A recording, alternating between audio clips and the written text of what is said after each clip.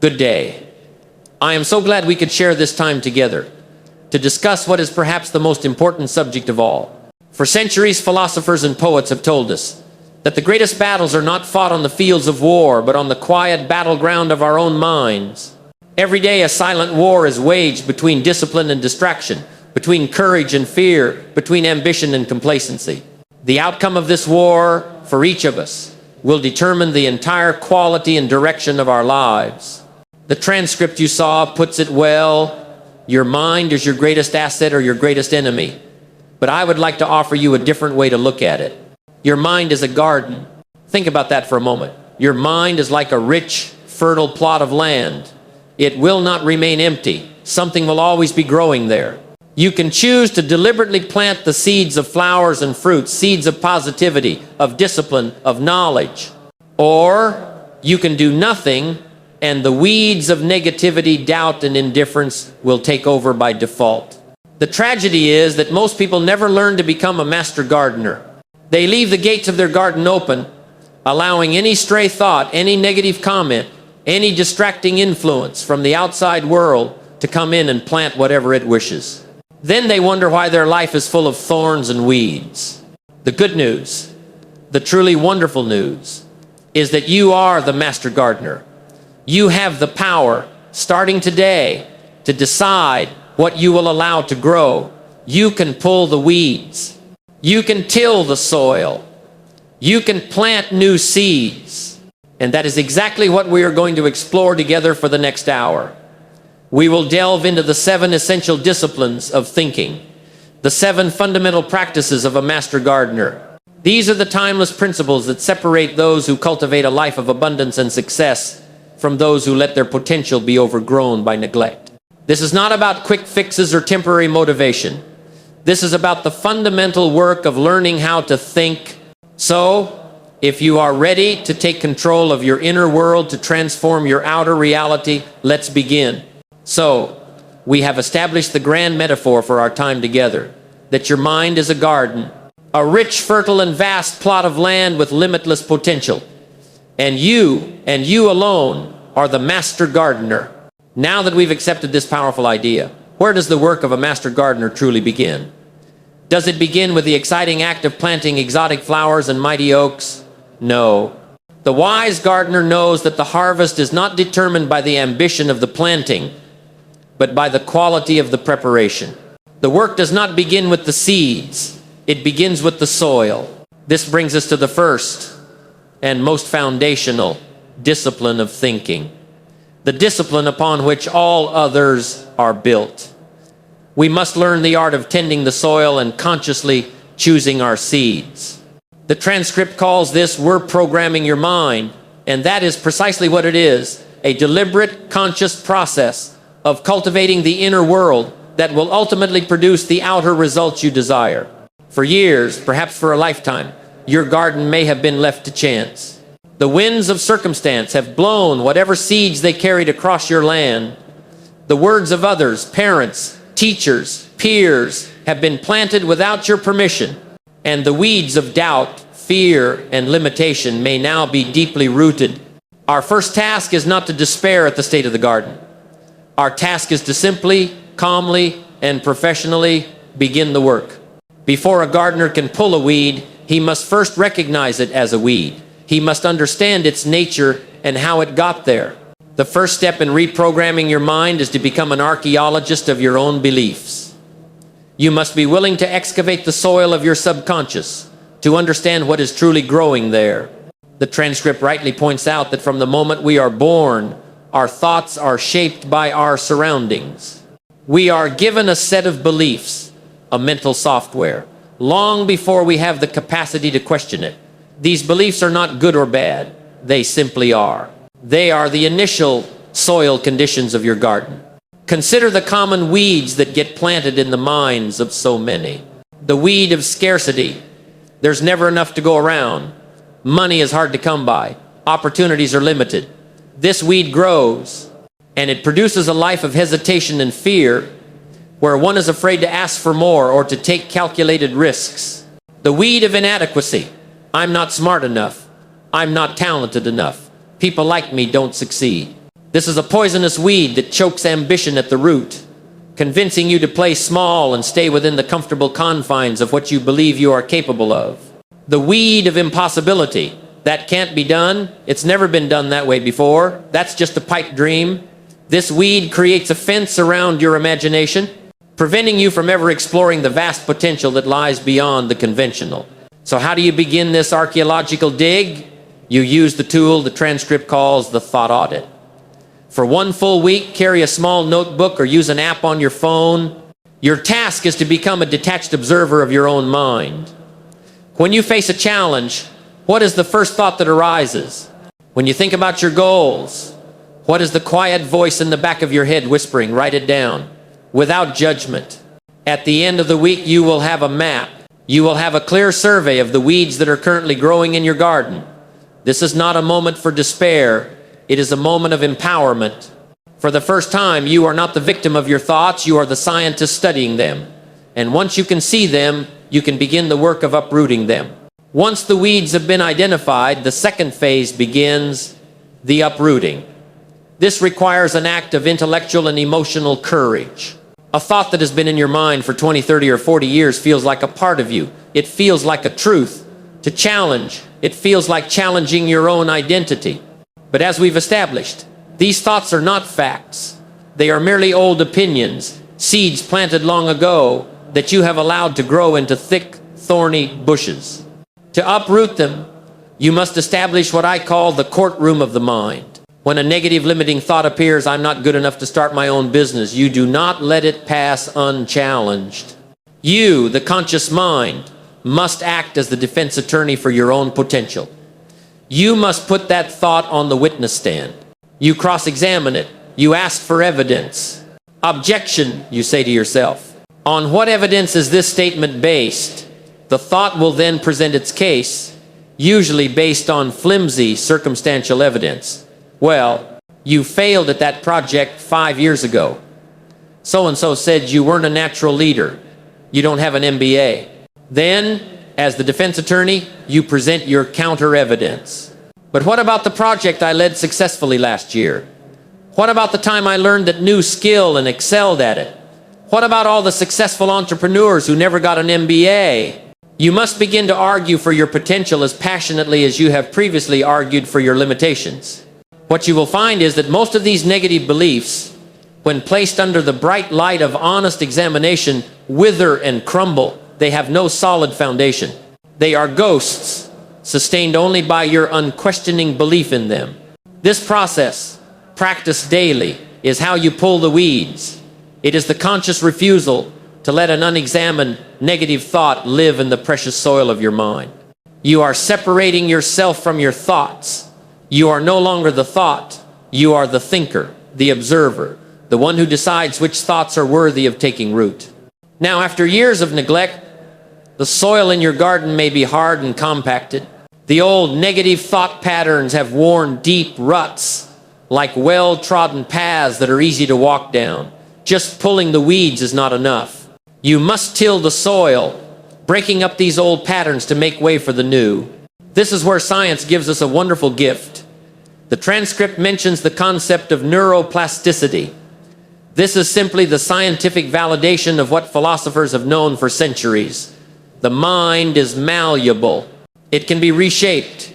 Think of it this way. Every time you think a thought, it's like walking down a path in a grassy field. The first time it's difficult. You have to push the grass aside. But if you walk that same path every day, soon a clear trail forms. After years, it becomes a deep, wide rut. Your negative thought patterns, your automatic reactions of doubt or fear are just well-worn neural pathways. They are deep ruts in the soil of your mind. Neuroplasticity is the discovery that you can create new paths. When you consciously choose a new, empowering thought, it is like taking the first difficult step off the old rut and into the tall grass. It feels unnatural. It requires effort. But if you walk that new path tomorrow, and the next day, and the next, you will begin to beat a new trail. And as you walk the new path more and more, what happens to the old one? It begins to grow over from disuse. This is not wishful thinking. This is the biology of change. You are physically rewiring your brain with every disciplined thought you choose. Tilling the soil is the hard, conscious work of refusing to walk down the old path of negativity and deliberately forcing yourself to walk down the new path of possibility over and over, until the new path becomes the default. Once the weeds are pulled and the soil is tilled, the ground is ready. It is now time for the most creative and exciting part of the process: deliberate, conscious planting. You must now choose the seeds you wish to grow. This is the art and science of affirmations and visualization. An affirmation, in its simplest form, is a seed. It is a statement of a desired reality. But here is where most people fail. They scatter the seeds on the surface and hope for the best. They repeat the words, "I am wealthy, I am confident," but in their heart they do not believe it. A seed without water is just a dry husk. It will not grow. The water for the seed of an affirmation is emotion. You must feel the truth of the statement you are making. When you say, "I am a disciplined and productive person," you must close your eyes and visualize yourself acting that way. See yourself waking up early. See yourself turning off distractions. Feel the satisfaction of completing your most important task. It is the combination of the word, the seed, and the corresponding feeling, the water, that causes the idea to germinate in your subconscious mind. A powerful technique for this daily seeding is the goal card. As many great thinkers have taught, write your most important present goal on a small card. Phrase it in the present tense as if it were already a reality. I am so happy and grateful now that I am earning. Or I am so happy and grateful now that I am in peak physical health. Carry this card with you. Read it when you wake up in the morning and before you go to sleep at night. But do not just read the words. For 60 seconds, live in the reality of that statement. Feel the gratitude. See the results. This daily, focused ritual is one of the most effective ways to plant a new reality in the fertile ground of your mind. Finally, even a perfectly planted seed will not grow in a toxic climate. The fifth and final step of this first discipline is to become the master of your garden's climate. This means controlling the sunlight and water, your mental diet, and the surrounding ecosystem, your associations. Your mental diet is what you feed your mind every day. You can feed it sunlight and clean water, or you can feed it poison and polluted sludge. Sunlight is empowering, educational, and inspiring content. It is the good book, the insightful podcast, the biography of a great leader. Poison is the endless cycle of negative news, the cynical commentary, the mindless celebrity gossip, the toxic arguments on social media. The disciplined thinker makes a conscious choice. You would not knowingly eat spoiled food. Why then would you allow yourself to consume spoiled information? You must curate your inputs. You must deliberately choose to feed your mind with the things you want to see grow. Just as important is your ecosystem. The transcript states, you are the average of the 5 people you spend the most time with. This is one of the most profound truths of life. Your associations are the other plants in your garden. Are you surrounding yourself with other flourishing flowers and strong oaks that enrich the soil and provide healthy competition for the sun? Or are you surrounded by weeds that seek to steal your nutrients and block your light? This does not mean you must abandon friends or family who are not ambitious, but it does mean you must be the gatekeeper of your own mind. You can love someone without adopting their limiting beliefs. You must, however, deliberately seek out associations that pull you higher. Join a group of people who are committed to growth. Find a mentor. If you cannot find one in person, find one in a book. You can be mentored by the greatest minds in history just by reading their words. And so, we see that reprogramming the mind is not a single act, but a complete, ongoing process, just like the work of a gardener. It begins with the archaeology of excavating your old beliefs. It continues with the courage of uprooting the weeds of negativity. Then comes the work of tilling the soil, breaking up old patterns through the power of neuroplasticity. This is followed by the creative joy of planting new seeds of possibility with feeling and intention. And it is all sustained by controlling the climate of your mental diet and your associations. This is the first and most important discipline. It is the foundational work upon which everything else we will discuss must be built. Now that you have prepared the soil and planted your precious seeds, A new and equally important job begins. A garden left unattended will quickly be overrun by pests and intruders from the outside world. You must learn to become a vigilant protector of your work. You must learn to guard the garden gates. In our last chapter, we undertook the profound and noble work of a master gardener. We became archaeologists of our own minds, excavating and uprooting the weeds of limiting beliefs. We tilled the hard soil of old habits, and we consciously planted the precious seeds of our grandest ambitions. The ground is now prepared. The potential is now sown. And here a novice gardener might walk away satisfied with his work, assuming the job is done. But the master gardener knows a deeper truth. He knows that the most vulnerable time for any garden is in the days and weeks after planting. For now, the work of protection begins. Now the work of vigilance is paramount. This brings us to the second and perhaps the most critical discipline for success in our modern age. Once you have planted your garden, you must learn to guard the garden gates. We are here to talk about the lost art and the modern superpower known as focus. If the first discipline was about cultivating your inner world, this discipline is about protecting that inner world from the relentless invasion of the outer world. For you see, your mind is a sanctuary, a sacred plot of land. But outside the walls of that sanctuary lies a world that is engaged in a constant, silent, and undeclared war for your most valuable resource. Not your money, not your time, but the very thing that directs both, your attention. Let us be very clear about the world we are living in. We are living in the age of distraction, which is more accurately described as the age of invasion. At no other point in human history have there been more forces, more corporations, more algorithms, more devices, all with one single unified goal: to capture and colonize a piece of your mind. Every notification that pings is an invader at the gate. Every endlessly scrolling feed is a thief designed to steal your minutes. Every piece of breaking news, every morsel of gossip, every clickbait headline is a pest designed to eat away at the tender sprouts of your ambition.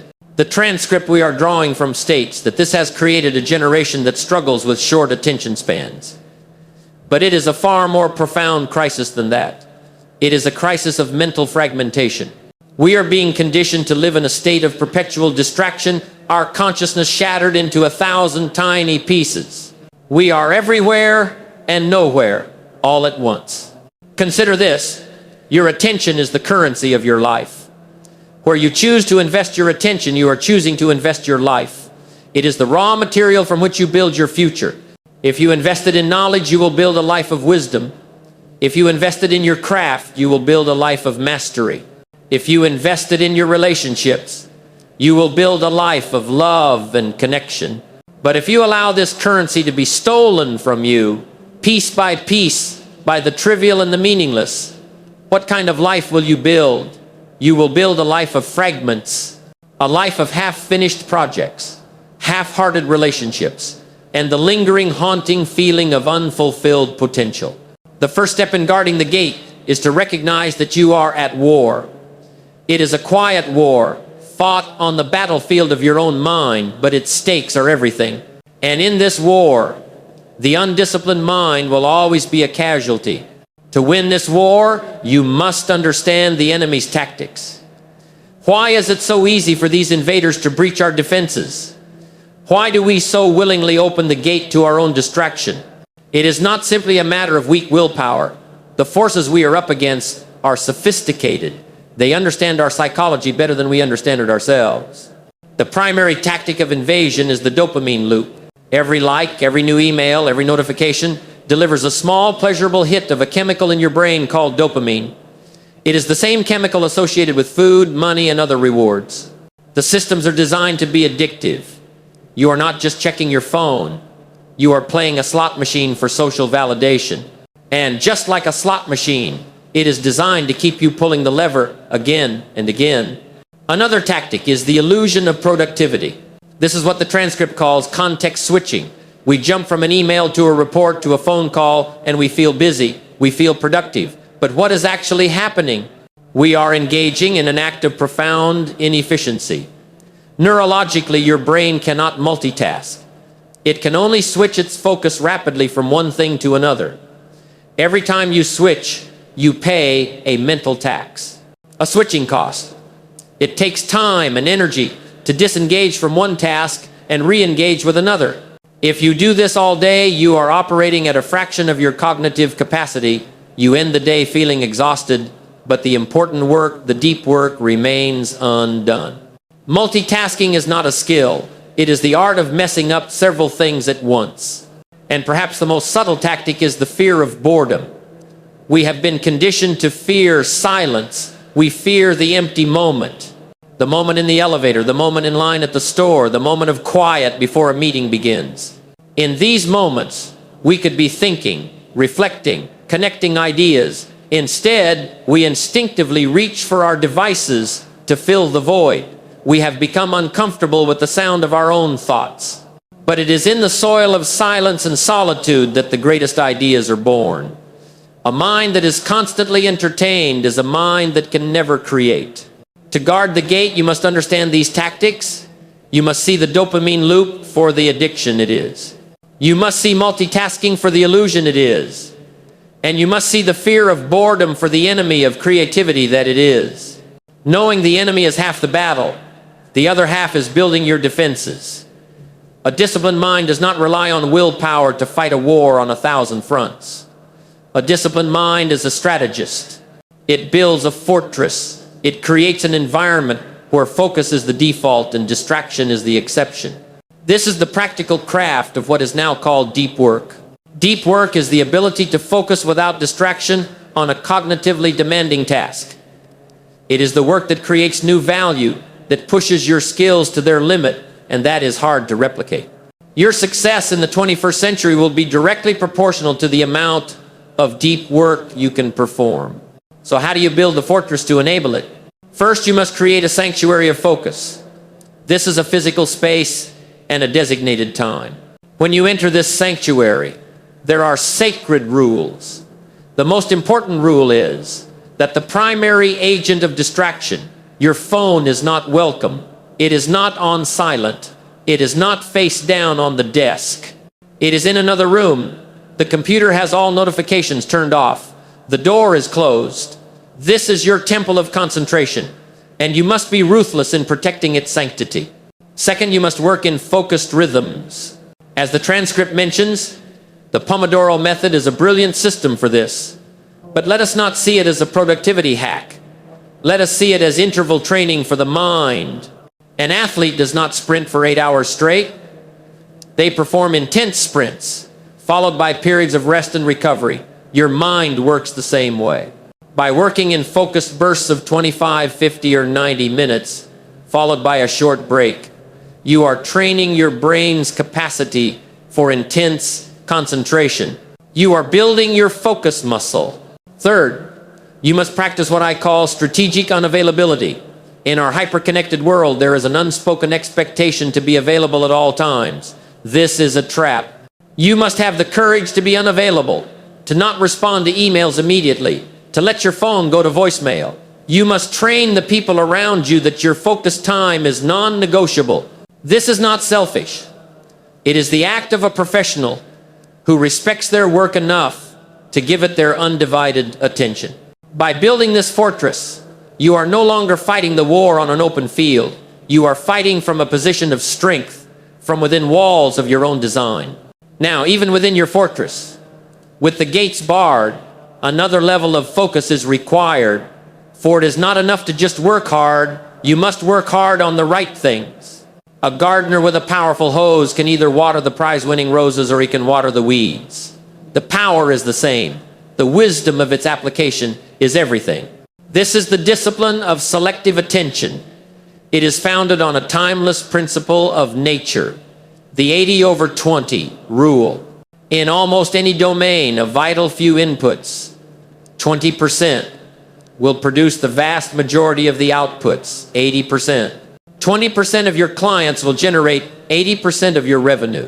20% of your habits will create 80% of your well-being. 20% of your tasks will produce 80% of your progress. The amateur gardener tries to water every plant equally. The master gardener has the wisdom to identify the vital 20%, the high-yield crops, and dedicates the majority of his time, energy, and resources to them. This requires another more advanced skill, the art of selective neglect. The transcript mentions Warren Buffett's powerful 25/5 rule. To summarize, you list your top 25 goals, circle the most important 5, and then ruthlessly avoid the other 20. Why? Because those other 20 are the good opportunities that are the most dangerous enemies of the great ones. They are attractive enough to tempt you, but they will dilute your focus and prevent you from ever achieving mastery in the areas that truly matter. To become a master of focus, you must become comfortable with letting good things go. You must have the courage to create a stop-doing list. What are the tasks, the projects, the commitments that are consuming your energy but are not part of your vital 20%? You must have the discipline to prune them from your life so that the lifeblood of your attention can flow to the branches that will actually bear fruit. Finally, we arrive at the most profound and personal level of focus. It is not just about what you do, it is about how you are while you are doing it. This is the discipline of presence. You can be in your fortress, working on your most important task, and still be mentally absent. Your body is at the desk, but your mind is worrying about a conversation from yesterday or rehearsing a meeting for tomorrow. The transcript rightly says that most people live in a state of mental distraction, physically present but mentally elsewhere. Their life is a movie they are not watching. They are a ghost in their own experience. The ultimate act of guarding the gate is to bring your full attention into the present moment, because the present moment is the only place where life actually happens. The past is a memory. It is gone. The future is an imagination. It has not yet arrived. The only soil you can ever tend to is the soil of the now. When you are working, work. Be fully immersed in the task. When you are with your family, be with your family. Put the phone away and listen with your whole being. When you are walking in nature, walk in nature. Feel the sun on your skin and the wind in the air. This is not a mystical state. It is a trainable skill. The practice of mindfulness, of meditation, even for just 5 minutes a day, is the practice of training your attention to return to the present moment over and over again. It is the gym for your focus muscle. When you practice being fully engaged in each activity, 2 remarkable things happen. First, the quality of your work skyrockets. Second, the quality of your life deepens. You find fulfillment not just in the achievement of the goal, but in the rich, focused process of getting there. So, we see that guarding the garden gates is a multi-layered discipline. It begins with recognizing that you are in a war for your attention. It requires understanding the enemy's tactics, the dopamine loops, the illusion of productivity, and the fear of boredom. It demands that you build a fortress for deep work, using sanctuaries of focus and strategic unavailability. It requires the wisdom of selective neglect, focusing your energy only on the vital few tasks that truly matter. And it culminates in the art of presence, bringing your full, undivided attention to the only moment that ever truly exists, the now. This discipline is not about restriction. It is about liberation. It is about liberating yourself from the tyranny of the trivial. It is about reclaiming your mind as your own sovereign territory. Now that we have prepared our garden and built a mighty fortress to protect it, we must turn our attention inward once more. For a garden can be perfectly planted and perfectly protected, but it can still be destroyed from within. It can be destroyed by the unpredictable and powerful forces of its own internal weather. And so, we must now learn how to become masters of our inner climate. We must learn the discipline of mastering the weather within. In our journey so far, we have accomplished 2 monumental tasks. First, we have taken on the role of the master gardener, preparing the soil of our minds and planting the seeds of our highest ambitions. Second, we have become the vigilant guardian of that garden, building a fortress of focus to protect our precious work from the constant invasion of the outer world. The garden is planted, the gates are barred, and yet the experienced gardener knows that the greatest threat to his harvest may not come from the outside at all. A garden can be perfectly planted and perfectly protected, but it can still be destroyed from within. It can be destroyed by a sudden, unexpected frost, It can be washed away by a torrential flood. It can wither under the heat of a relentless drought. It can be destroyed by its own internal weather. This brings us to our third and perhaps most human of all the disciplines. We must now turn our attention from the external world to the internal climate. We must learn to become the master meteorologist of our own minds. We are here to talk about the profound art of mastering the weather within, the skill known as emotional discipline. Let us begin with a fundamental truth. Your emotions are the weather. They are not you. They are powerful, natural, and often unpredictable forces that pass through the landscape of your mind. There will be sunny days of joy and inspiration. There will be foggy days of confusion and doubt. And yes, there will be violent storms of anger, fear, and frustration. The undisciplined mind, the amateur gardener, is a victim of this weather. If the sun is shining, they feel motivated and they work. If a storm cloud appears, they panic, abandon their tools, and run for cover, allowing the storm to wreak havoc on their garden. Their entire life is a reaction to their daily emotional forecast. The master, however, understands a different philosophy. The master knows you cannot stop the rain from falling. You cannot command the clouds to part. The weather is not entirely within your control, but you can build a shelter. You can strengthen your roots. You can learn to work in the rain. And on rare occasions, you can even learn to harness the power of the lightning. The goal of emotional discipline is not to create a life of perpetual sunshine. That is a fantasy. The goal is to become an all-weather sailor, an all-season gardener, who is no longer at the mercy of their internal climate. Now, why are these emotional storms so powerful? They are a part of our ancient wiring.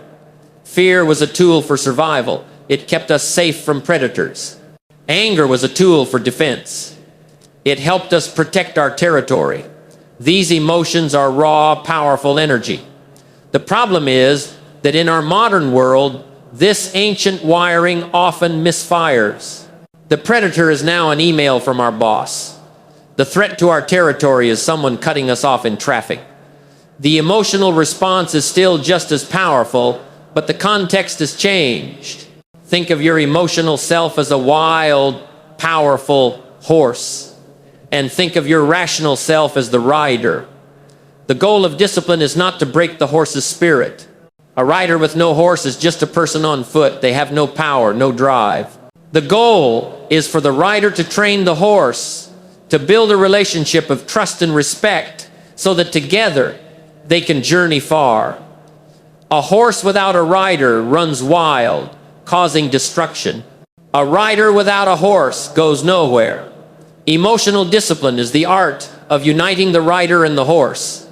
So, when the storm clouds gather, when the winds of anger or fear begin to blow, what is the first action of the master sailor? It is not to fight the wind. It is to find a moment of stillness. This brings us to the single most practical and powerful technique for emotional mastery, the sacred pause. Between the stimulus, the external event, and your response, there is a space. For most people, in most moments, that space is a hairline crack. An insult is spoken, and an angry retort flies back instantly. A fearful thought appears, and the body immediately tenses in panic. The stimulus and the response are almost fused together. The entire practice of emotional discipline is the art of widening that space. It is the work of turning that hairline crack into a vast, quiet field, a space where you have the freedom to choose your response. The person who lacks emotional control is a slave. They are a puppet, and their strings are being pulled by external events and their own internal reactions. The person who has mastered the pause is free. They are the master of their own response, and therefore the master of their own reality. The great Abraham Lincoln gave a master class in this principle. Early in his career, he had a temper. When a general or a politician angered him, he would sit down and write a long, blistering, hot letter, pouring all of his rage and frustration onto the page. He would then fold the letter, place it in an envelope, and set it aside. He almost never sent them. Why? Because the act of writing honored the emotion. It allowed the storm to pass through him. But the discipline of pausing, of setting it aside, allowed his wisdom to prevail. He created a storm shelter in the space between his feeling and his action. How can you build this shelter in your own life? You begin with your breath. The breath is the anchor in any emotional storm. When you feel the surge of a powerful emotion, before you speak, before you act, simply do this. Pause. Take one deep, conscious breath. Inhale slowly through your nose and exhale even more slowly through your mouth. In that one breath, you have created a space. You have interrupted the pattern of unconscious reaction. You have called the rider back to the saddle. It is in this sacred pause that you can ask yourself a simple, life-changing question. What is the wise and effective response here? Not the easy response, not the satisfying response. The wise one, this is a discipline to be practiced first on the small things, the frustrating traffic, the annoying comment, the small daily irritations. Practice the pause there, and you will build the strength to pause when the great storms of life arrive. The pause gives you a moment of clarity, but in which direction do you then steer? This is where the next layer of emotional discipline comes in. You must learn to navigate by a fixed point, not by the ever-changing waves. Here is the analogy. Your commitments, your values, and your goals are the lighthouse. It is built on the solid rock of the shore. It is fixed, steady, and its light is true. Your emotions and your daily feelings are the waves. They are powerful, they are chaotic, and they are constantly changing. The amateur sailor tries to navigate by the waves. On a calm day, they move forward. On a stormy day, they are tossed about, driven off course, and often capsized. They make decisions based on how they feel in the moment. I don't feel like working out today. I don't feel motivated to work on my project. I'm too tired to have that important conversation. Their life is a chronicle of their 5 moods. The master sailor, the disciplined mind, knows better. They respect the power of the waves, but they never take their eyes off the lighthouse. Their decisions are not based on the temporary state of the sea, but on the permanent location of their destination. This is the meaning of acting on commitment over emotion. A commitment is a decision you made in a moment of clarity and strength, a promise you made to your future self. Emotional discipline is the integrity to honor that promise, even when the feeling you had when you made it has long since vanished. This connects directly to the seeds you planted in our first chapter. Those affirmations, those goals, those visions for your life, those are your lighthouses.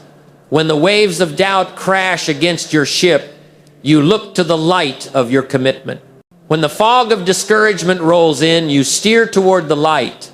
You do the work not because you feel like it, but because you are the kind of person who honors their commitments. The feeling is irrelevant. The action is everything.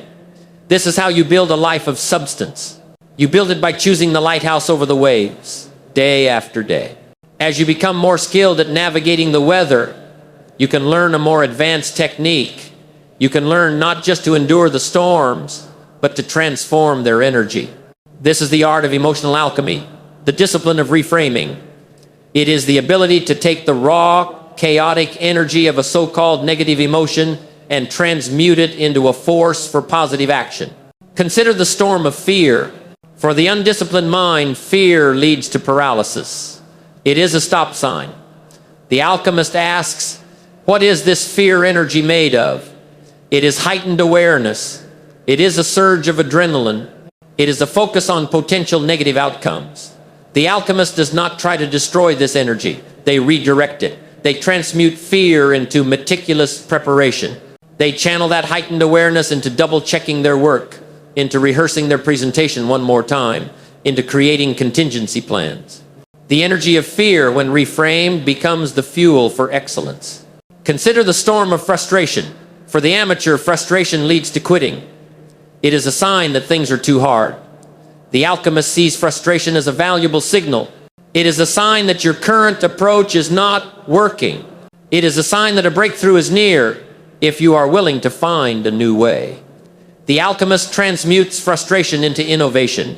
The energy of being stuck becomes the fuel to find a new door, a new strategy, a new solution. And consider the devastating storm of failure. For most, failure is a final verdict. It is a judgment on their worth. The alchemist knows that failure is never a person.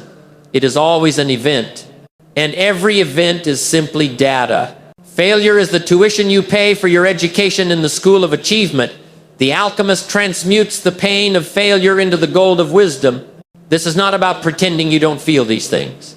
The feeling is real. The pain is real. The discipline is. In the question you ask yourself in the midst of the storm, how can I use this? That question is the philosopher's stone that turns the lead of adversity into the gold of growth. Finally, how do you ensure your ship is strong enough to handle the inevitable, truly massive storms of life? You do not wait for the hurricane to test the strength of your hull. You strengthen it deliberately in the calm waters of your daily life. This is the discipline of voluntary hardship. It is the practice of intentionally exposing yourself to controlled, manageable discomfort in order to build your emotional and mental resilience. This is the wisdom of the ancient Stoics, and it is the practice of the most elite performers today. The transcript mentions Navy SEALs undergoing extreme training. Why? They are not just building physical strength, they are building emotional calluses.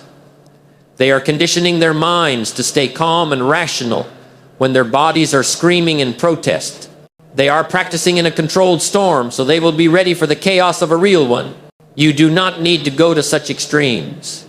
You can create your own Stoic's forge in your daily life. Take the cold shower. For 2 minutes, you are exposing yourself to intense discomfort, and you are training the rider to stay in control of the horse that is screaming, "Get out." Have the difficult conversation you have been avoiding. You are training yourself to handle emotional pressure and conflict constructively. Push through the last few reps at the gym when every muscle wants to quit. You are training your mind to override the voice of surrender. These small, deliberate acts of embracing discomfort are like emotional vaccinations. You are exposing yourself to a small, controlled dose of adversity to build your immunity for when the real viruses of life, loss, failure, betrayal inevitably arrive. A person who has spent their entire life in a temperature-controlled room of comfort will shatter at the first touch of winter's chill. A person who has deliberately spent time in the cold becomes resilient, strong, and unshakable. And so, we see that mastering the weather within is a comprehensive discipline. It begins with understanding that emotions are natural weather patterns, not your identity. It is built upon the practical skill of the sacred pause, creating a shelter in the space between stimulus and response. It is guided by the lighthouse of commitment, ensuring you navigate by your values, not by the temporary waves of feeling. It is elevated by the alchemy of emotional reframing, transmuting the energy of adversity into fuel for growth.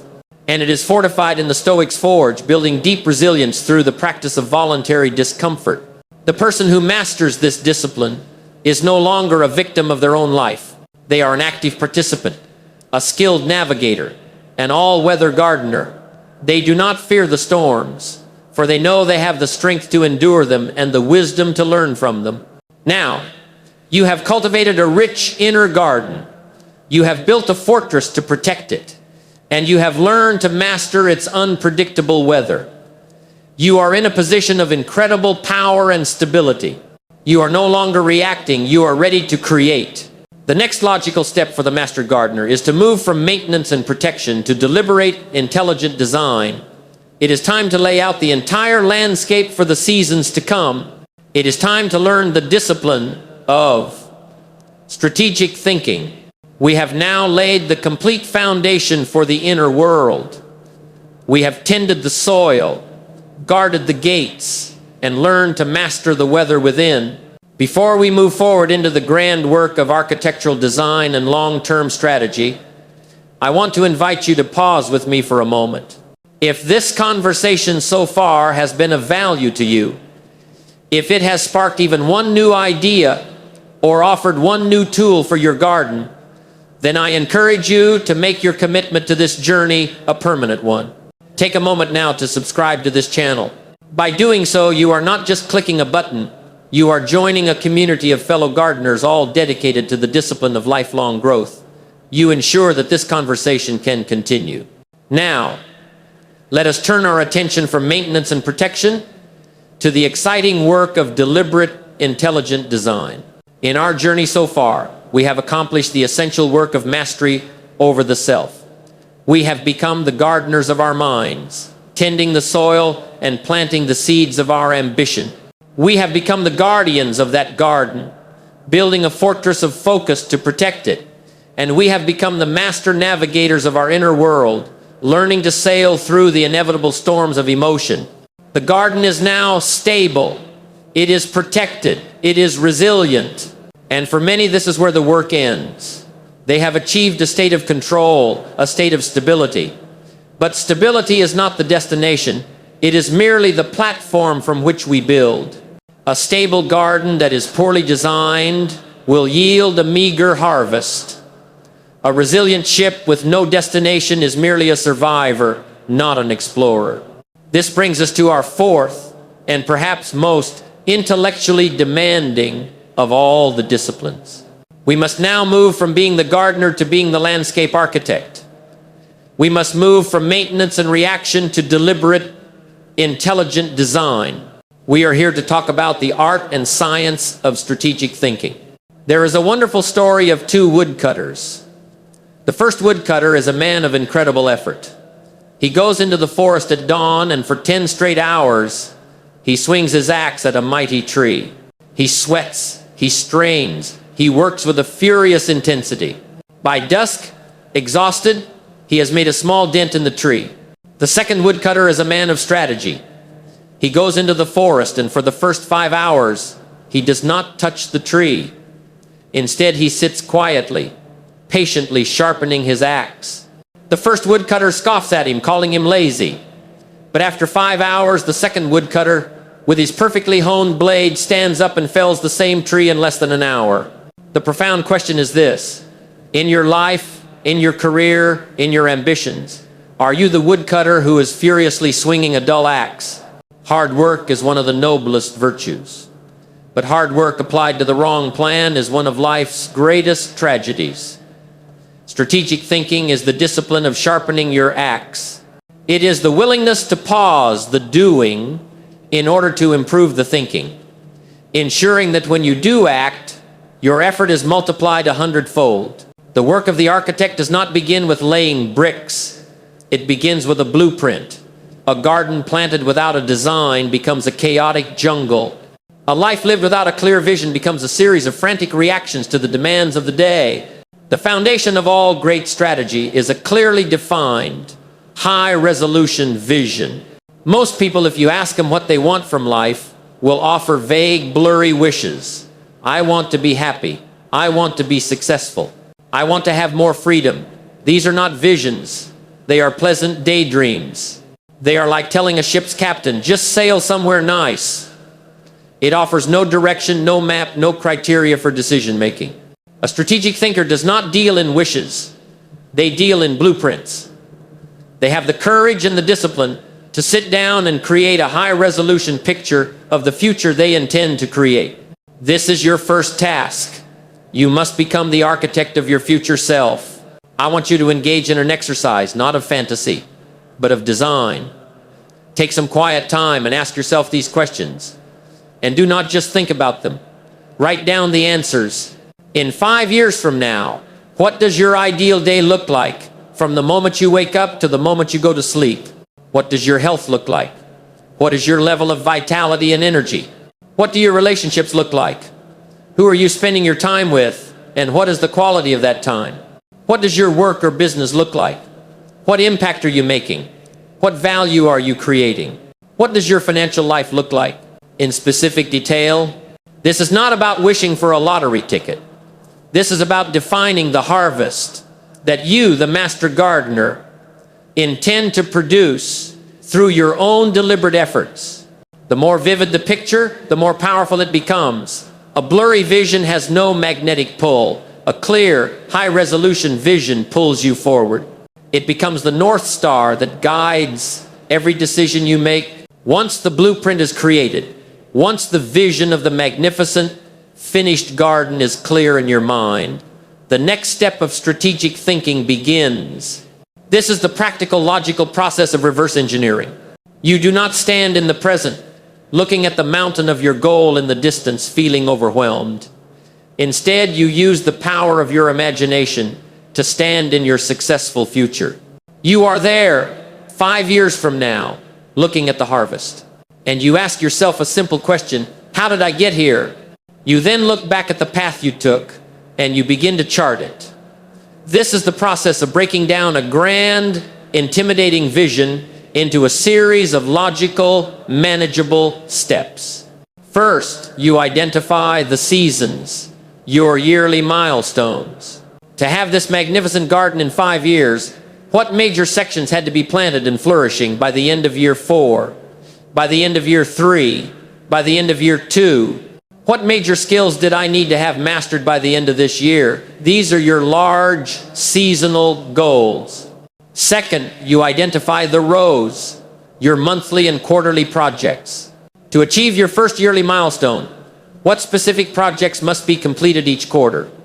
What specific rows in the garden must be tilled, planted, and watered each month? This breaks the year down into focused sprints of activity. And finally, you arrive at the most important part, the seeds, your daily and weekly actions. To complete this month's project, what are the 1 or 2 most important seeds I must plant today? What is the non-negotiable action I must take this week? Do you see the power of this process? Your grand 5-year vision is no longer a source of anxiety. It has been logically connected to the simple, focused action you need to take in the next 24 hours. The question is no longer, how will I ever build this cathedral? The question is now, where do I lay the next brick? This is how you bridge the gap between your dream and your reality. You build the bridge of strategy, one logical step at a time, starting from the destination and working your way back to today. The architect has a blueprint. The engineer has a plan. Now the chief executive must step in. A key part of strategy is the intelligent allocation of limited resources. Your most precious limited resources are your time, your focus, and your energy. A novice gardener with a bucket of water might try to give a little bit to every single plant in the garden. The result is that no plant gets enough water to truly thrive. The master gardener understands the law of the vital few, often called the 80/20 principle. He knows that 20% of his plants will yield 80% of his harvest. These are his high-yield crops. The strategic mind does not treat all tasks and all opportunities as equal. They have the wisdom to identify the vital few activities that will produce the vast majority of the results. Then, they practice the discipline of strategic allocation. They give their best resources, their best time, their sharpest focus, their highest energy to that vital 20%. This requires a constant battle against one of the great enemies of achievement, the tyranny of the urgent. Every day, your garden will be filled with urgent tasks, weeds that need pulling, pests that need dealing with. These things scream for your attention now. The important tasks, however, rarely scream. Tending to your highest yield crop, learning a new skill, developing a new relationship, these things are quiet. They can always be put off until tomorrow. The undisciplined person spends their entire life as a firefighter, constantly reacting to the urgent, and their important, high-yield crops wither from neglect. The strategic thinker carves out and fiercely protects sacred time for the important. The first hours of the day are not for the urgent emails and notifications of others. They are for your big rocks, for your vital 20%. You must have the discipline to serve your own agenda before you serve the agendas of others. A good plan shows you how to get from A to B. A great plan also anticipates all the things that could go wrong on the journey. A strategic thinker is not a blind optimist. They are a prepared realist. They know that even the most beautiful garden plan will be tested by winter. A chess grandmaster doesn't just think about his own moves. He spends most of his time thinking about his opponent's potential moves. He thinks 5, 10, 15 moves ahead, anticipating threats before they ever materialize. You must learn to think this way about your own goals. You must learn to anticipate winter. A powerful technique for this is the pre-mortem. Before you begin a major project, before you plant a new important section of your garden, gather your team, or just sit with yourself and engage in a thought experiment. Imagine it is 6 months from now, and this project has failed utterly and completely. It is a disaster. Now, ask the question, what happened? What went wrong? This simple exercise flips your brain from a confirmation bias, looking for all the reasons it will succeed, to a critical problem-solving mode. You will uncover potential weaknesses, resource shortages, market changes, and personal blind spots that you would have otherwise missed. You are identifying the pests, the droughts, and the potential frosts before they happen, and you can now build your contingency plans. You can build your greenhouses and irrigation systems in advance. The amateur is surprised by setbacks. The professional has anticipated them.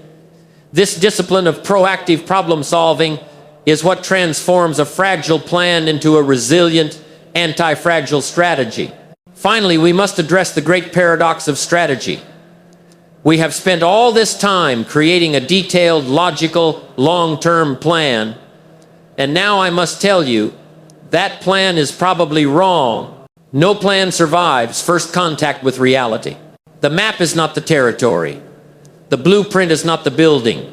The undisciplined mind sees this as a reason not to plan at all. Why bother planning if things are just going to change? The rigid mind sees this as a reason to stubbornly stick to the plan even when it is clearly failing. Both are wrong. The strategic mind understands that the purpose of the plan is not to create a rigid prison, but to provide a direction. The plan is the rudder. It is not the entire ship. We must learn the wisdom of the reed. As the ancient parable teaches, when the great storm comes, the mighty and rigid oak tree, which refuses to bend, is the one that snaps and breaks. But the humble, slender reed, which has the wisdom to bend with the wind, survives the storm and stands tall once more. Your strategy must be like the reed. It must be deeply rooted in the soil of your unshakable vision, but it must be flexible in its daily execution. How do you practice this? You must build a feedback loop into your process. You must constantly be observing, orienting, deciding, and acting. Observe. Are my actions producing the results I planned for? Is the crop growing as expected? If not, what has changed? What new information do I have? Is there a pest I didn't anticipate? Is the soil different here? Decide. What is the most effective adjustment to my plan? Should I use a different fertilizer? Should I plant something else here? Execute on that new decision with discipline. This transforms your strategy from a static, dead document into a living, breathing, intelligent process. You are no longer just an architect. You are now a scientist, constantly experimenting, learning, and refining. And so we see that strategic thinking is not some mysterious gift reserved for generals and CEOs. It is a discipline, an art form that can be learned and practiced by anyone. It begins with the courage to create a vivid blueprint for your life. It is made practical by the art of reverse engineering your vision into daily actions. It is made efficient by the law of the vital few, allocating your best resources to your most important tasks. It is made resilient by the foresight of anticipating winter and preparing for challenges in advance. And it is made wise by the flexibility of the reed, balancing your steadfast vision with daily adaptability. You have moved from being a simple laborer in your garden to becoming its master architect. You have a design. You have a plan. But even the most brilliant plan will be tested. The paper on which it is written cannot stop a hailstorm. The vision in your mind on its own cannot survive a drought. Now that you have a plan, you must develop the inner fortitude to execute that plan when the seasons turn, when the plan goes awry, and when your own energy begins to fade. You must forge the deep, unshakable roots that will allow you to endure. And that brings us to our next great subject, the discipline of mental resilience. In our journey together so far, we have become the architects of our own lives. We have tended the soil of our minds, guarded the gates with focus, mastered our inner weather, and laid out a grand, strategic blueprint for the magnificent garden we intend to create. The plan is on the paper. The design is beautiful. The vision is clear. And here, the novice is filled with a dangerous sense of optimism. They believe that a good plan is all that is required. They believe that because the blueprint is perfect, the construction will be effortless. But the master architect, the seasoned gardener, knows a deeper, more sobering truth. The blueprint is not the building, the map is not the territory. Your plan, no matter how brilliant, is merely a hypothesis. And life itself will be the ultimate testing ground for that hypothesis. Life has seasons, and you must understand this with every fiber of your being. Winter is not a possibility. It is an inevitability. There will be seasons of drought where opportunities dry up. There will be seasons of torrential rain where you are overwhelmed by challenges.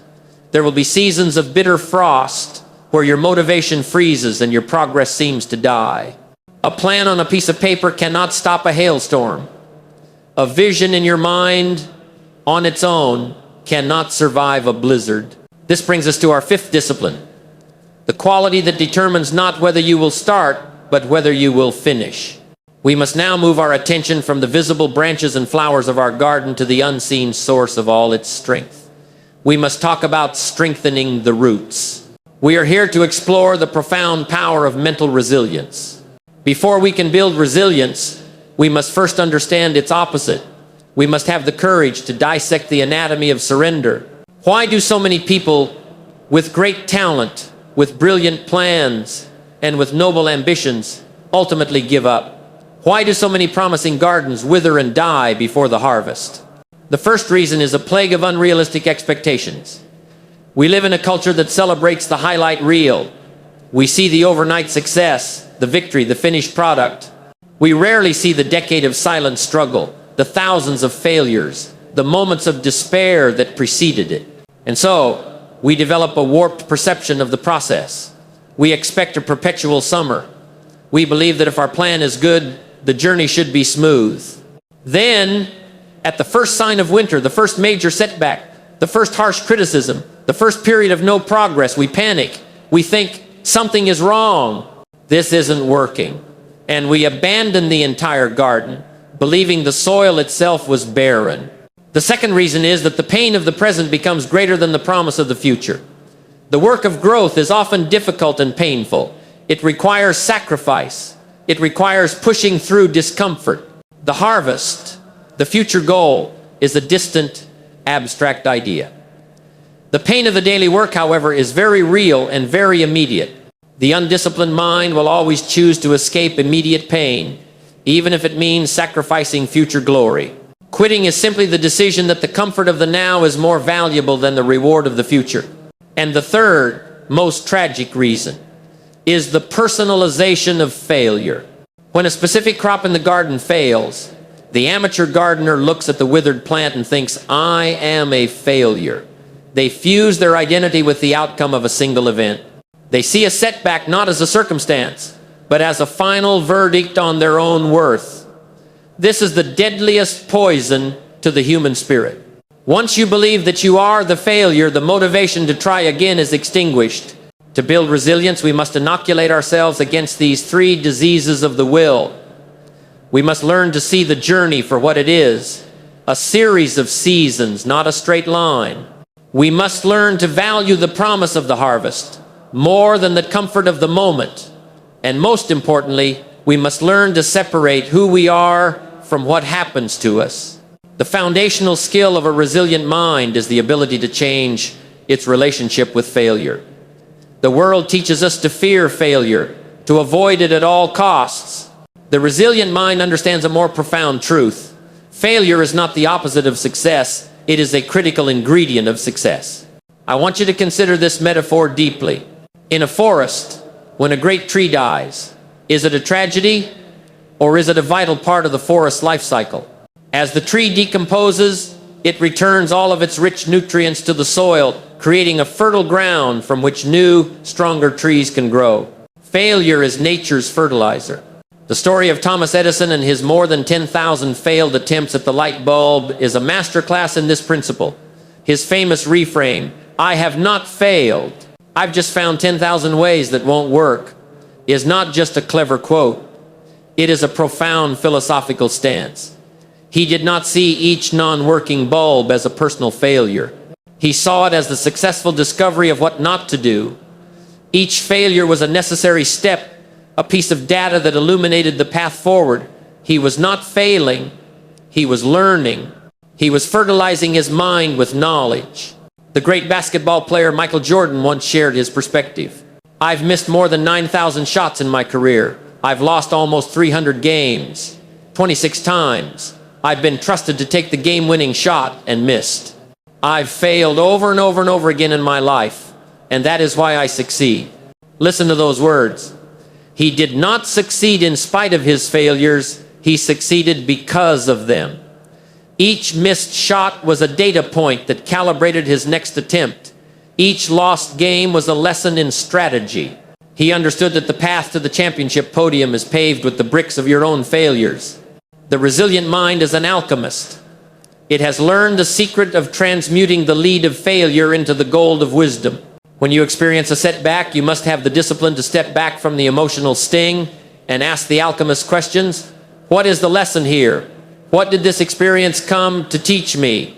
How can I use this fertilizer to make my soil richer for the next attempt? A person who fears failure will take 1 or 2 risks in their entire life. A person who understands that failure is fertilizer will take 1,000 risks, learn 1,000 lessons, and will inevitably achieve 1,000 times more. This alchemical reframe of failure is not an automatic process.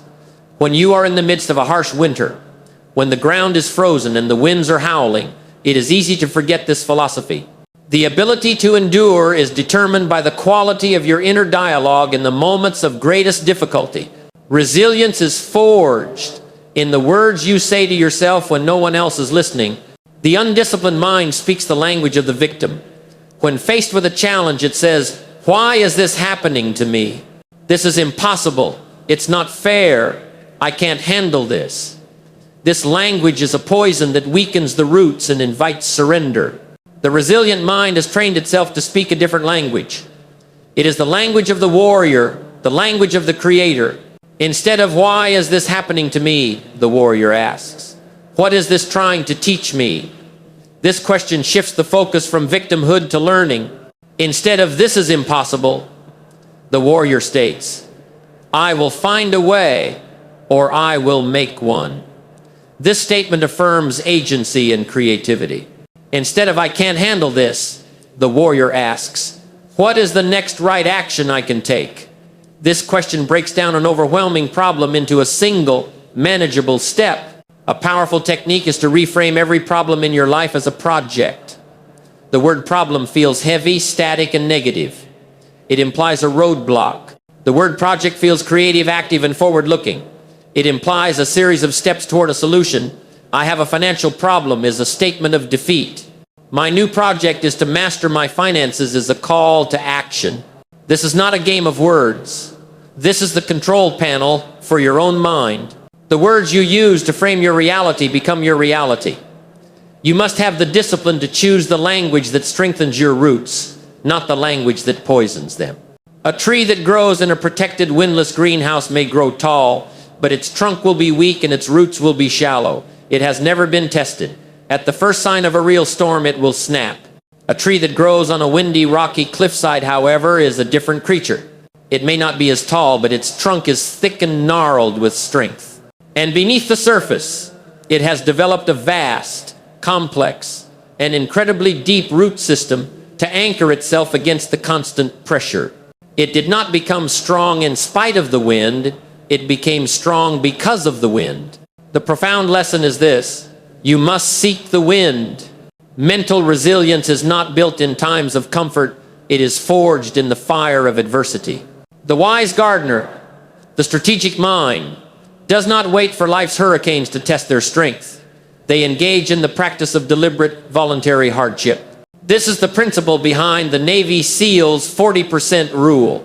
When your mind is screaming at you to stop, when you believe you are completely exhausted and have nothing left to give, you are actually only at 40% of your true capacity.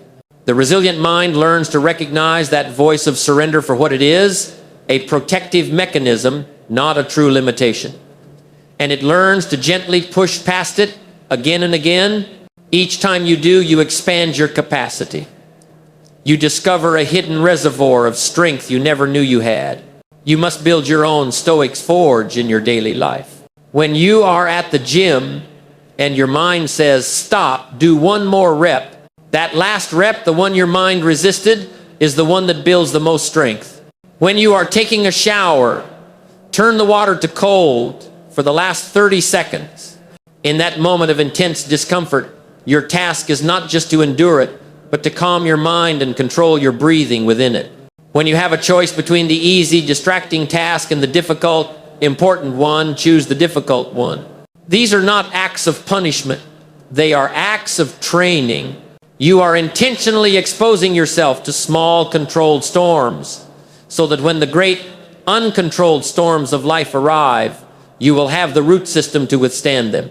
We have discussed many roots, the complex network that holds you firm, but every great tree has one root that is deeper, thicker, and stronger than all the others. It is the taproot. It is the anchor of the entire system. It is the root that can draw water from the deepest sources, even when the surface soil is completely dry. In your life, your resilience will ultimately depend on the strength and depth of your taproot, and that taproot is your why. When the winter of your life is at its longest and darkest, when your discipline wanes, when your plans have failed, when your emotional strength is exhausted, the only thing that will keep you going is a why that is stronger than your suffering. There are two levels of why, and it is crucial to understand the difference. The first level is the external. Why? I want to earn $1 million. I want to buy a beautiful house. I want to earn the respect of my peers. These are good. They are often what get us started, but they are surface roots. When the storms get truly violent, these reasons can sometimes be broken. The second, deeper level is the internal why. This is a reason that is connected to your identity, your values, and your contribution. I want to provide an incredible life for my family because my purpose is to be a protector and provider. I want to build this business because I am committed to solving this problem for people. Want to endure this hardship because I am becoming a person of unbreakable strength and character. Do you see the difference? The internal why is not about what you get. It is about who you become. When your reason for pushing forward is about forging your own character, when it is about fulfilling a purpose larger than your own comfort, you connect to a source of strength that is almost limitless. This is your taproot. If you do not have a clearly defined, emotionally compelling why, you are entering the winter unprepared. You must take the time to define it. What is your purpose? Who are you doing this for? What character are you trying to build? Write it down. Make it clear. This is the anchor that will hold when all else fails. And so, we see that mental resilience is not a passive quality. It is an active, multifaceted discipline. It begins by understanding the anatomy of surrender so we can avoid it. It is built on the alchemical practice of turning failure into fertilizer. It is steered by the warrior's inner dialogue that chooses empowerment over victimhood. It is forged in the daily fire of deliberate discomfort. And it is anchored by the deep, unshakable taproot of a powerful why. The person who masters this discipline is no longer just a gardener. They are a force of nature in their own right. They are the reed that bends but never breaks. They are the tree on the cliffside whose roots are now as strong as the rock itself. They do not fear winter, for they know it is the season that makes them strong. You now have a brilliant design for your garden, and you have cultivated the inner fortitude to execute that plan. No matter what seasons may come, you are resilient. From this platform of unshakable strength, you are now prepared to make the crucial choices, the daily decisions that will turn your blueprint into a living, breathing reality. And that brings us to our next great subject, the art of selection, the mastery of decision-making. In our journey together, we have accomplished the extraordinary. We have transformed the very landscape of our inner world. We have become the gardeners of our minds, planting seeds of ambition. We have become the guardians, protecting our focus within a mighty fortress. We have become the master navigators, weathering the internal storms of emotion. And we have become the architects, designing a grand blueprint for our future. Finally, we have forged the deep, unshakable roots of mental resilience, ensuring our garden can and will survive any winter. We are now standing on a platform of incredible strength, stability, and foresight. And from this platform, we must now engage in the daily work that ultimately shapes our destiny. A garden, no matter how well prepared and resilient, requires constant, intelligent choices. The gardener must decide every single day which new seeds to plant, which branches to nurture, and just as importantly, which to prune away. Your life is not defined by your conditions, but by your decisions. Every day, you stand at 1,000 crossroads. The sum total of your choices at these crossroads will create the unquestionable reality of your future. This brings us to our sixth discipline, the skill that translates all your inner strength into outer results. We are here to learn the art of selection, the profound skill of decision-making mastery. To become a master of decision, you must first understand the two powerful and very different currents of thought that flow through your mind. For simplicity, let us call them the river of instinct and the river of intellect. The river of instinct is ancient, powerful, and swift. It is what we often call our gut feeling, our intuition. This is not magic. This river is fed by the accumulated rainfall of every experience you have ever had, every lesson you have ever learned, every pattern you have ever recognized, even unconsciously. It is your mind supercomputer processing vast amounts of data in a fraction of a second and delivering a feeling, a sense of what is right. It is the wisdom of your past speaking to you in the present. This is what the transcript calls fast thinking. The river of intellect, on the other hand, is calm, clear, and deliberate. It flows not with feeling, but with logic. It is the river of analysis, of data, of pros and cons, of careful conscious consideration. It is the process of slowing down, examining the map, and charting a course based on reason. This is slow thinking. The great tragedy is that most people do not know which river to draw their water from. The amateur decision maker makes one of two critical errors.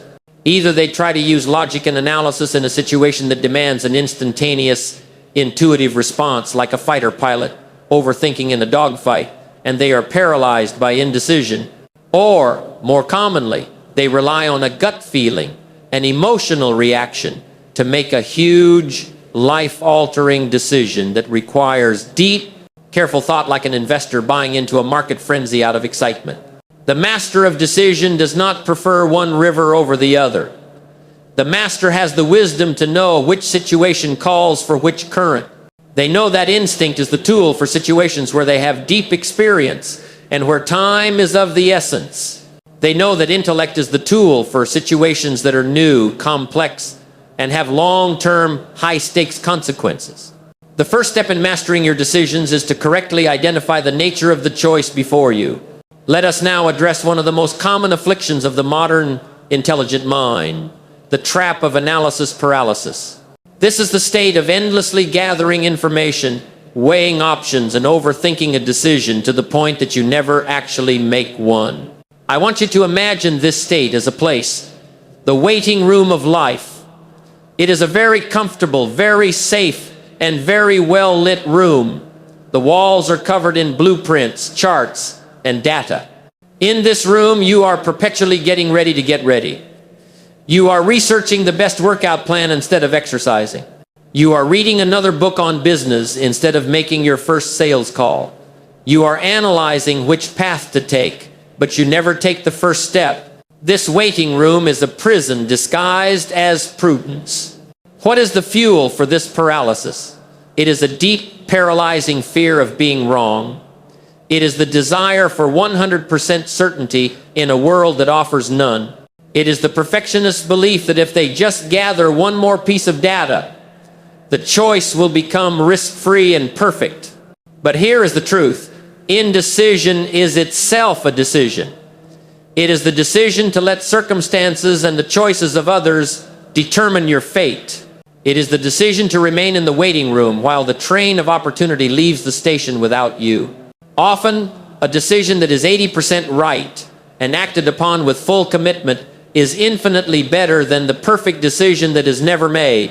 To escape this trap, you must adopt what the transcript calls the 80% rule. I call it the rule of confident action.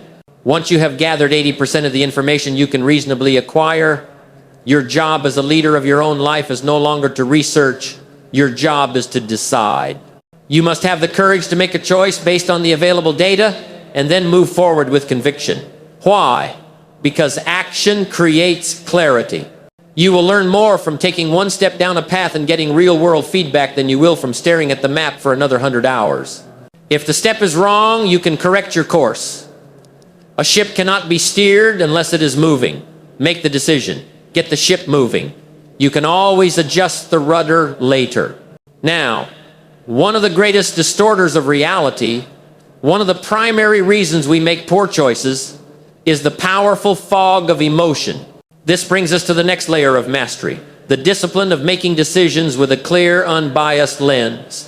Your emotions are like a weather system that can instantly fog up the lens through which you view your choices. The fog of fear makes risks appear 10 times larger than they actually are, while making potential rewards seem small and distant. The heat haze of excitement or greed does the opposite. It makes potential rewards seem massive and immediate, while completely obscuring the risks lurking in the shadows. The storm of anger or frustration makes you focus on retribution or immediate relief, rather than on the wise, long-term solution. The undisciplined mind makes its most important choices while looking through a fogged-up lens. The master decision maker understands that their first job is to wipe the lens clean. How is this done? You must practice the discipline of creating emotional distance. A simple but powerful technique is what I call the cooling saucer. In the old days, when coffee was too hot to drink, people would pour a little into the saucer. The increased surface area would allow it to cool rapidly so they could drink it. You must do the same with your hot, emotionally charged decisions. You must pour them out of the intense, confined cup of your immediate mind and into a cooling saucer. Writing it down is a cooling saucer. The act of translating a swirling emotion into logical words on a page forces clarity and reduces the emotional charge. Talking to a trusted neutral advisor is a cooling saucer. Explaining your situation to someone who is not emotionally invested in the outcome can reveal the flaws in your fog-influenced thinking. And the most effective cooling saucer of all is time. As the old saying goes, sleep on it. By putting a deliberate space of time, an hour, a day, between the emotional trigger and the final decision, you allow the fog to dissipate naturally. The wise leader never makes a major decision when they are too hungry, too angry, too lonely, or too tired. They wait until the lens is clear. Once the lens is clear, the master strategist employs their most powerful tool. Most people make decisions by looking at their life through a microscope. They examine the immediate consequences, the short-term pleasure or pain. They ask, what do I want right now? The master decision maker puts down the microscope and picks up a powerful telescope. They have trained themselves to look beyond the immediate moment and see the long-term implications of their choices. The transcript introduces a brilliant framework for this. The 10th of October 2010 rule. This is the practical application of telescope thinking. For any significant decision, you must run it through 3 distinct lenses of your telescope. First, there is the 10-minute lens. How will I feel about this decision 10 minutes from now? This lens reveals the immediate emotional gratification or pain. If I eat this cake, I will feel pleasure in 10 minutes. If I make that difficult phone call, I will feel relief in 10 minutes.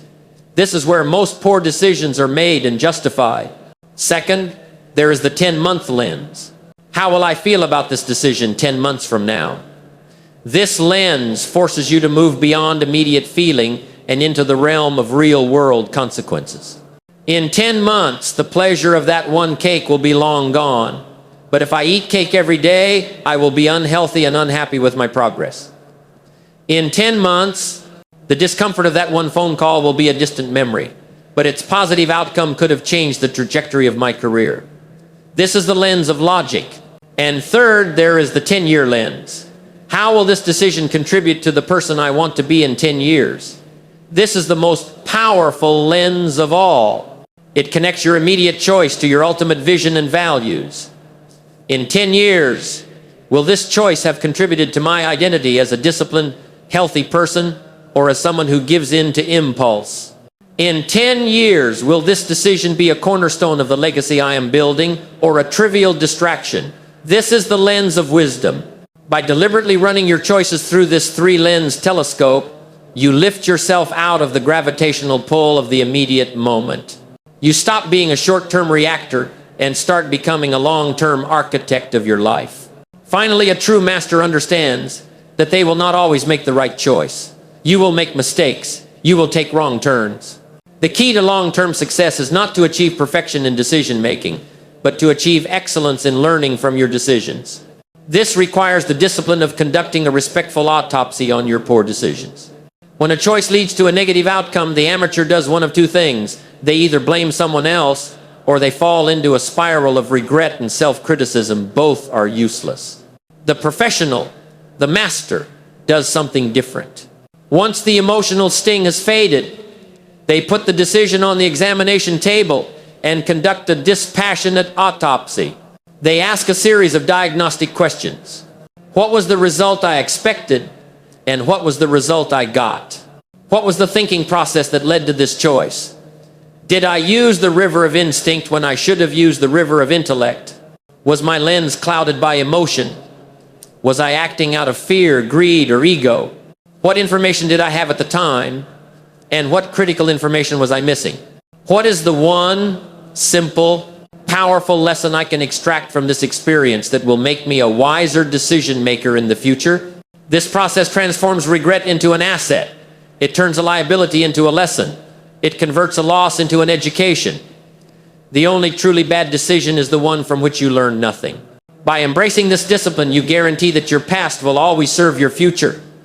You ensure that your wisdom curve is always moving upwards. And so we see that decision-making is not a mysterious gift. It is a discipline. It is a craft. It begins with understanding the two rivers of thought and knowing when to draw from each. It requires the courage to escape the waiting room of analysis paralysis and take confident action. It demands the discipline to wipe the lens of emotion clean before making a choice. It is elevated by the wisdom of using the telescope of time to see the long-term view.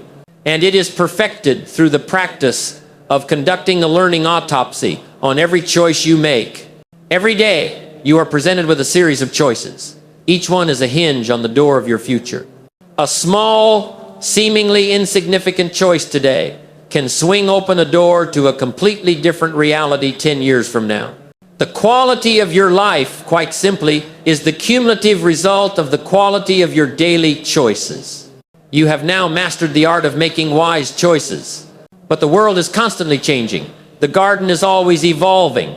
A wise decision today may be a foolish one tomorrow if it is based on outdated knowledge.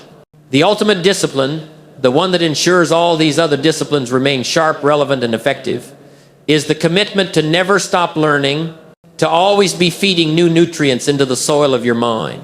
And that brings us to our final and perhaps most vital discipline of them all, the discipline of lifelong learning. And so we have traveled far together on this journey of disciplined thought. We have meticulously cultivated the garden of our minds. We have prepared the soil, uprooting the weeds of the past and planting the seeds of a new reality. We have built a mighty fortress of focus to guard our precious work. We have learned to master the unpredictable inner weather of our emotions. We have become the architects, designing a grand strategy for our future. We have forged the deep roots of resilience, ensuring we can withstand any winter. And we have mastered the art of selection, making wise daily choices that shape our destiny. The garden is designed, it is protected, it is resilient. The gardener is in control. It would be tempting to look upon this work and declare it finished, to believe that the system is now built and all that is left is to simply run it. But this is the final and most subtle of all illusions. A garden is not a sculpture to be carved once and then admired for eternity. A garden is a living, breathing, dynamic ecosystem. And any living thing that is not growing is, by definition, dying. This brings us to our seventh and final discipline. This is not just another step in the process. This is the discipline that breathes life into all the others. It is the force that ensures your garden does not just survive, but that it thrives, evolves, and produces an ever more bountiful harvest, season after season, year after year. We are here to discuss the sustaining virtue, the master skill of a life well lived, the discipline of lifelong learning. Let us begin by addressing the single greatest tragedy of modern adult life. It is the unspoken, unexamined belief that learning is a phase of life that ends with the completion of formal education. Most people treat knowledge like a destination. They go to school, they graduate, they get a diploma, and they mentally declare, I have arrived. My education is complete. Their cup of knowledge is now full.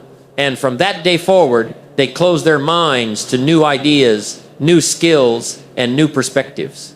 They spend the next 50 years of their lives defending what they already know, rather than exploring the vast ocean of what they do not. And then they wonder why their lives feel stagnant, why their careers plateau, and why the world seems to be passing them by. The day you stop learning is the day you begin to decay. The master gardener, the disciplined thinker, operates from a completely different philosophy. They understand that their cup must never be full. They cultivate a mindset of what I call intelligent humility. It is the mindset captured in the ancient Socratic paradox. The only true wisdom is in knowing you know nothing. This is not a statement of ignorance. It is a profound statement of infinite curiosity. It is the understanding that the more you learn, the more you realize how much there is to learn. It is the replacement of the arrogance of knowing with the humility of wondering. The ultimate archetype of this mindset is Leonardo da Vinci. Here was a man who was a master painter, an inventor, an engineer, a scientist, a true Renaissance man. And yet if you study his personal notebooks, you will find they are filled not with declarations, but with questions.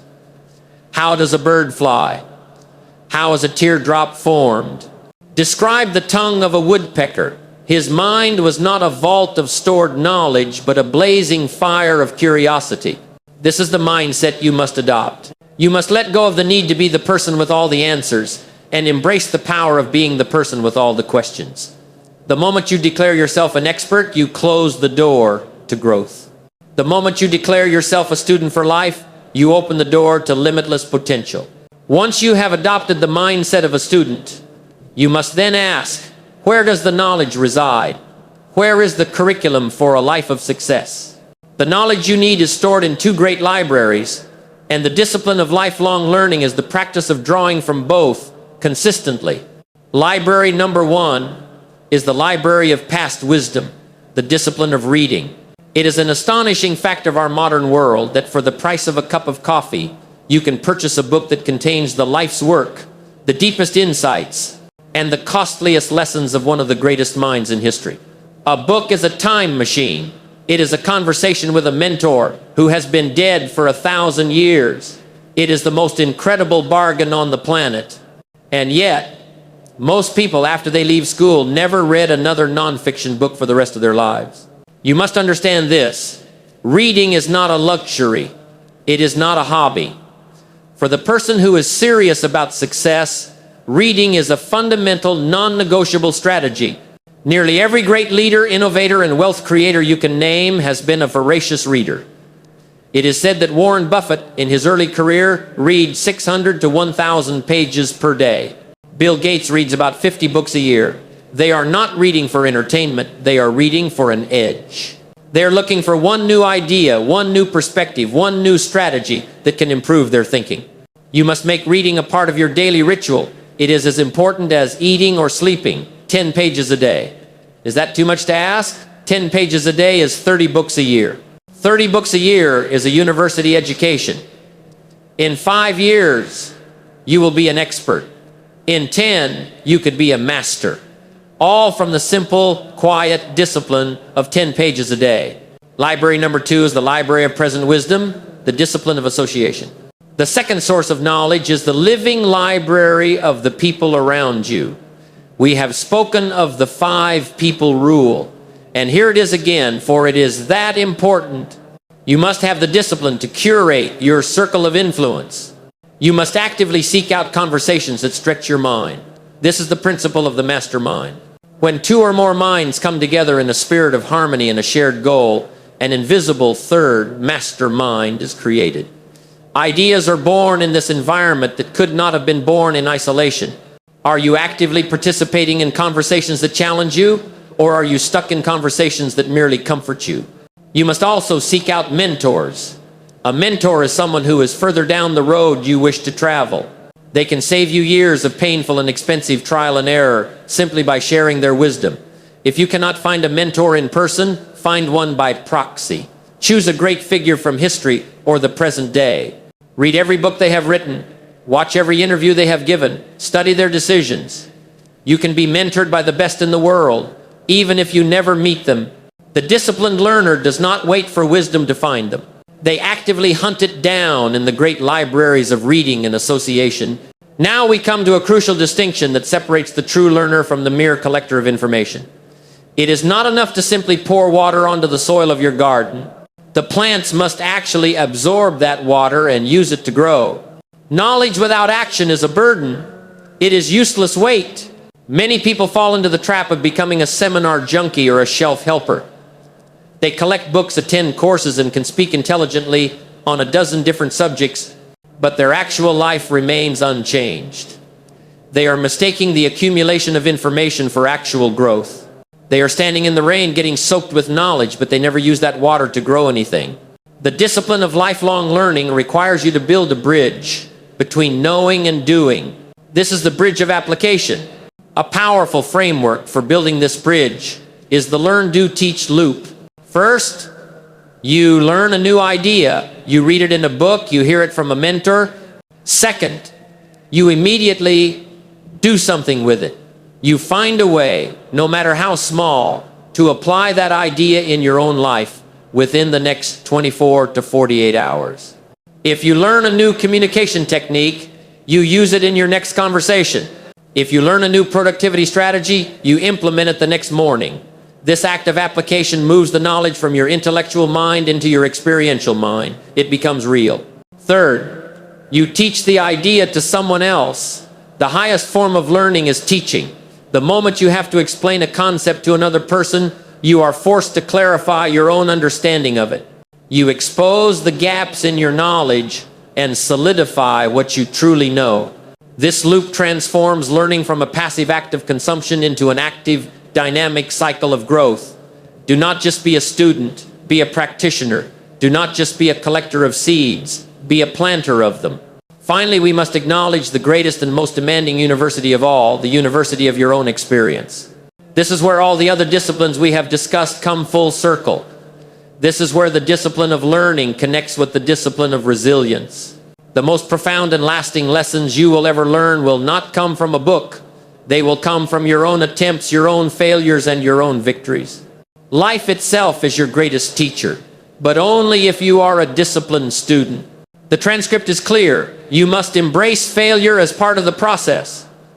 We have reframed failure not as a verdict, but as fertilizer. The discipline of lifelong learning is the practice of diligently analyzing that fertilizer to extract every ounce of its nutritional value. This requires the practice we discussed in our last chapter, the autopsy of choice. Every setback, every mistake, every unexpected outcome is a lesson waiting to be learned. The undisciplined mind feels the pain of the mistake and quickly moves on, trying to forget it. The disciplined learner feels the pain, but then has the courage to sit with the experience and ask the critical questions. What was the assumption I made that was wrong? What can I do differently next time? What is the principle I can extract from this pain that will serve me for the rest of my life?